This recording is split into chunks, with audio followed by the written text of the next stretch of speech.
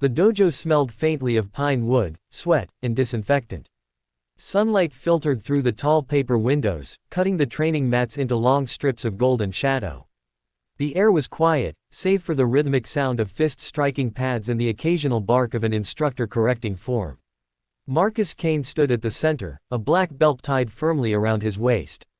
He had trained here for 10 years, rising through the ranks, winning local tournaments, and carving out a reputation as one of the dojo's fiercest fighters. He was tall, broad-shouldered, and quick with his hands, a man used to being feared, respected, and obeyed. Today, however, something was off. There was a stranger in the room. She stood quietly in the corner, a slim woman in her late 20s, her dark hair tied back in a tight braid. She wore a simple gray hoodie and loose pants, no belt, no GI, no sign that she belonged here at all. And yet, her presence was undeniable. She stood as if the mat itself bowed to her, her posture relaxed but unshakable, her gaze steady. Marcus had noticed her when she walked in, and immediately his pride bristled.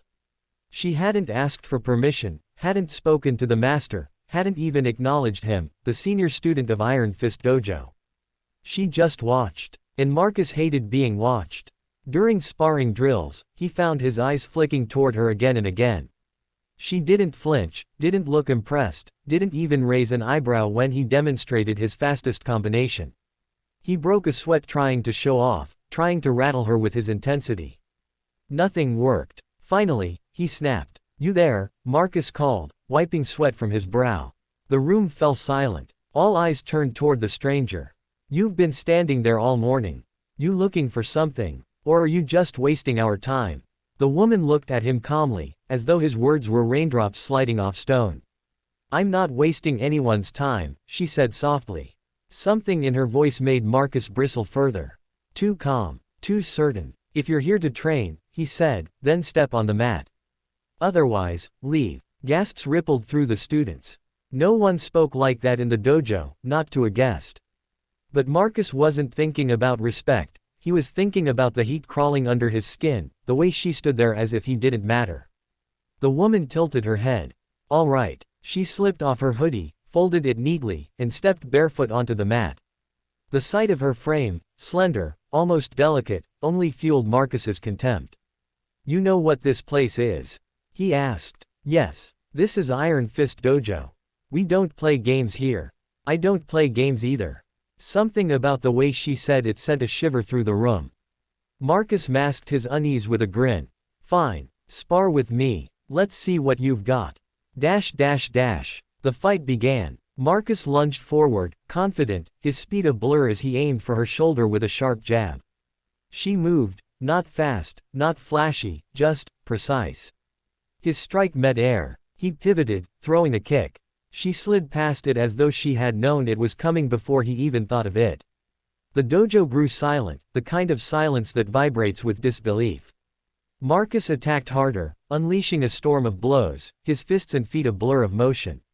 The woman didn't counter. She didn't even strike back. She flowed, slipping, sidestepping, turning his aggression into emptiness. Every time Marcus thought he had her cornered, she vanished like smoke, leaving him swinging at shadows.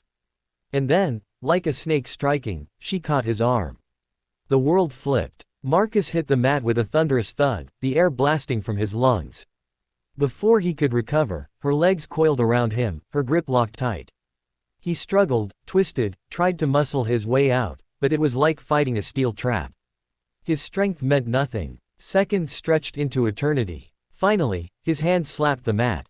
"Tap out." She released him instantly and rose to her feet, her breathing steady, her face unchanged. Marcus lay there longer than he should have, chest heaving, humiliation pressing down heavier than her hold ever had. Around him, the dojo buzzed with shock. She extended her hand, calm, steady, without mockery. For a moment, his pride screamed at him to refuse. To walk away. To cling to whatever scraps of dignity remained. But another voice, quieter, deeper, older, whispered of discipline, of the code he had once sworn to follow. Slowly, he took her hand. Her grip was firm, controlled, respectful. Marcus stared at her, eyes blazing with shame and something unfamiliar. "Ah, who are you?" he managed, voice hoarse. For the first time, she smiled, a a small, almost reluctant curve of her lips. Zara Bennett. She said it as if it were nothing more than a name exchanged at a bus stop. Then she added, 3-time World Jiu-Jitsu Champion. Undefeated. The words detonated in the silence. The students gasped, murmurs erupting like a tide. A world champion? No way. She's real. Marcus felt the weight of every moment he had mocked her, every ounce of arrogance he had thrown her way. He had been dismantled, effortlessly, by a legend. Zara bent, picked up her hoodie, and slipped it on. She didn't look at the cameras that had just begun recording, didn't acknowledge the stunned faces. She walked quietly toward the door. At the threshold, she paused. Looked back, not with contempt, not with gloating, but with something softer. Respect. You've got good speed, she said. Work on your balance. And then she was gone. Dash dash dash. The dojo remained frozen, the echo of her footsteps still hanging in the air. Marcus stood in the center, fists clenched, heart pounding. For the first time in years, he felt small. Not weak, no. Small, in the way a mountain feels small when you finally see the ocean. Did we just see a legend? Whispered one of the younger students.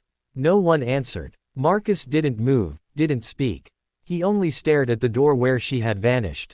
Inside him, something cracked, and in the crack, something new ignited. It wasn't anger. It wasn't humiliation. It was respect. And with that respect came a realization. He had been humbled, but not destroyed. This was the beginning of something. A new chapter. A harder journey. One day, he thought, maybe he would earn the right to stand across from her again. But not today. Today, he would bow. And everyone in Iron Fist Dojo would remember the night the storm came and left them all in silence.